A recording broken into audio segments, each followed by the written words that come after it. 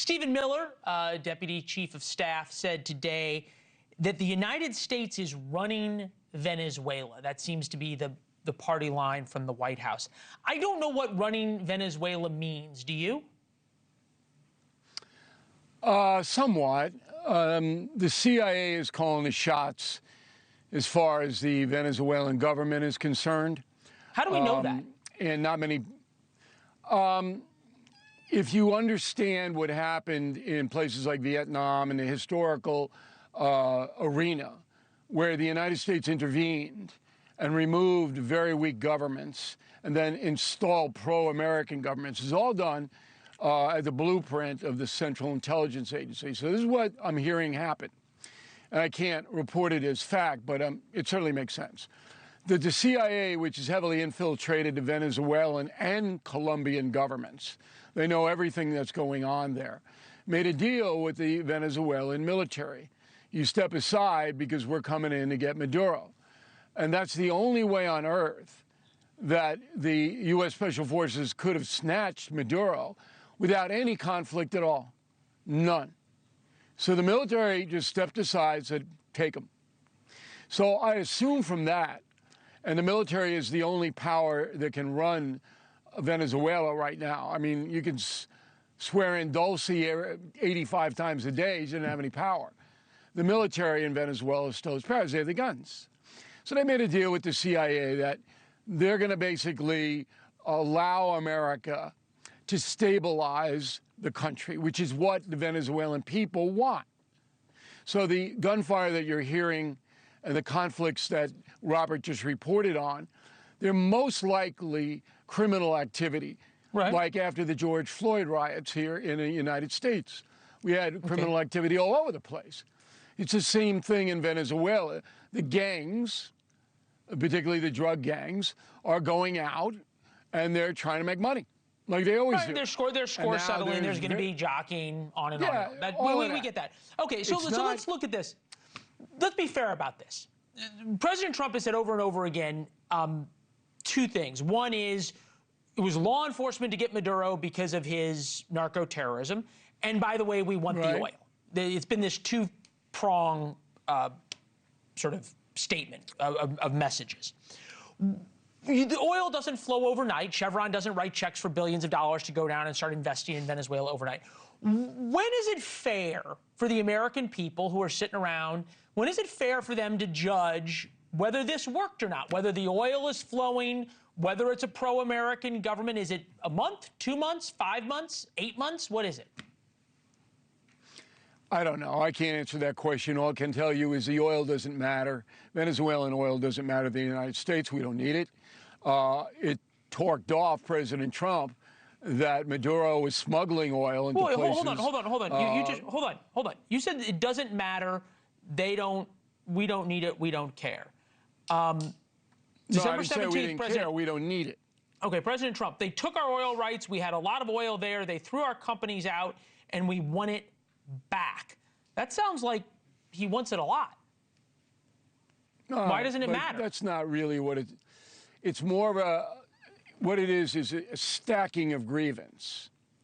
The only justification as far as the American public is concerned to get rid of Maduro is the narco-terrorism designation of the group that he took massive amounts of money from, the Cartel de los Solas.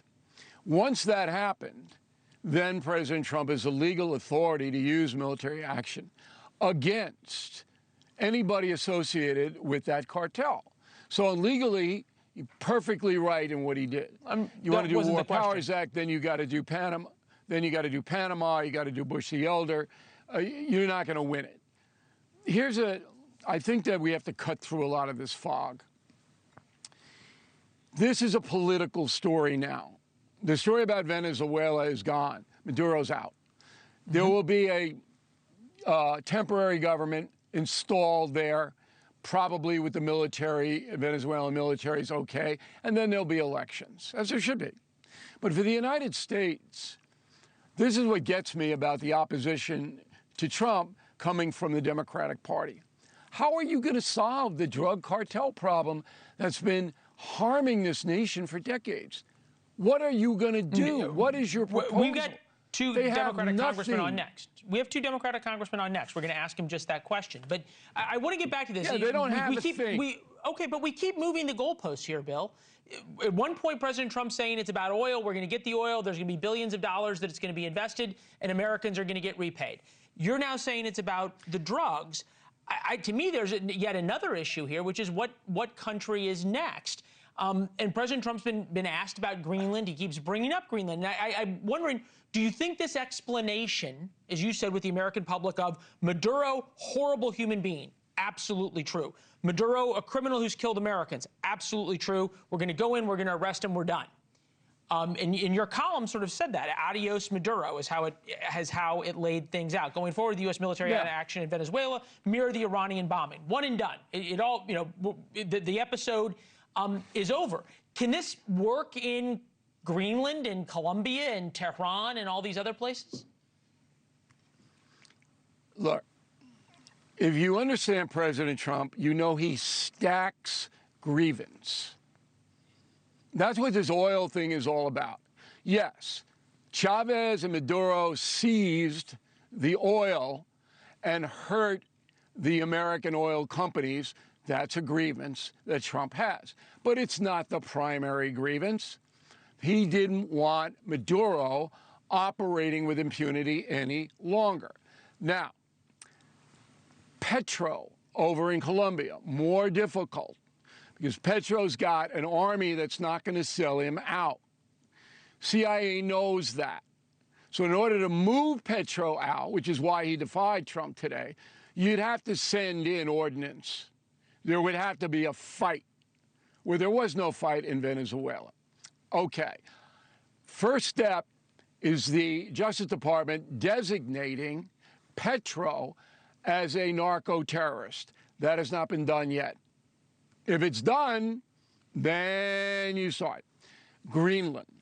So earlier this evening, I was watching CNN, which I do to get a different point of view, and they're hysterical about Greenland. I mean, hysterical, okay? Oh, the Greenland, Greenland. Here's what Greenland's all about, and I know this because I sat in a meeting with President Trump to discuss Greenland. President Trump wants military bases in Greenland, U.S. Air Force and Navy.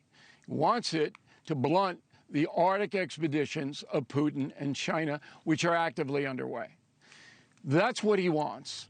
His negotiating ploy is to create chaos in Copenhagen, which he is doing, and CNN is helping him do that. We're not going to take over Greenland.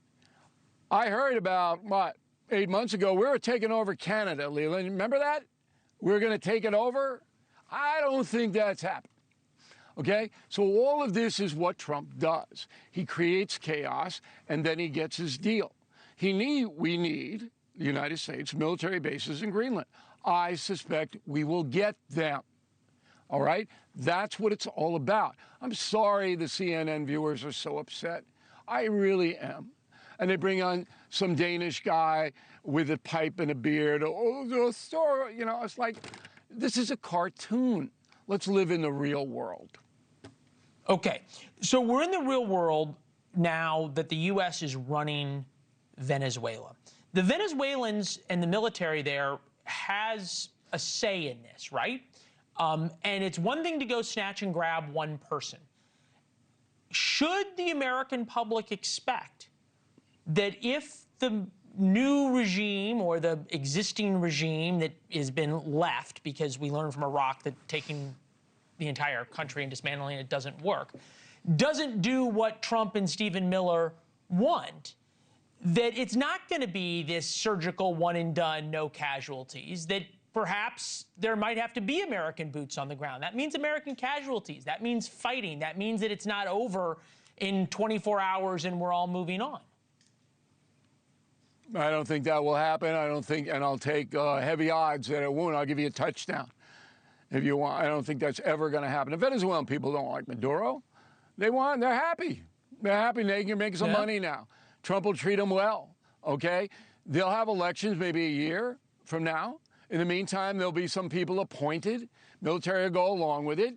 The story will kind of die. And the American people don't really care about this one way or the other, except the people who are emotionally attached to the narcotics issue, as I am. One more thing about Donald Trump. The guy is a realistic person, okay? That's number one. He knows the American public will not support a military venture into Greenland. They won't. So if Donald Trump does that, he's giving the midterm election, he's handing it to the Democratic Party. Here, you take both houses of Congress. Because most Americans don't want it. Right. Right? No, am I right? They don't want it. I think you've made the point. Just ask George H.W. Bush what the American people care about. Bill, we got to run. Thank you, as always, for the perspective. Thank you for watching. Subscribe below and download our NewsNation app right now on your phone, and you will get fact-based, unbiased news for all Americans.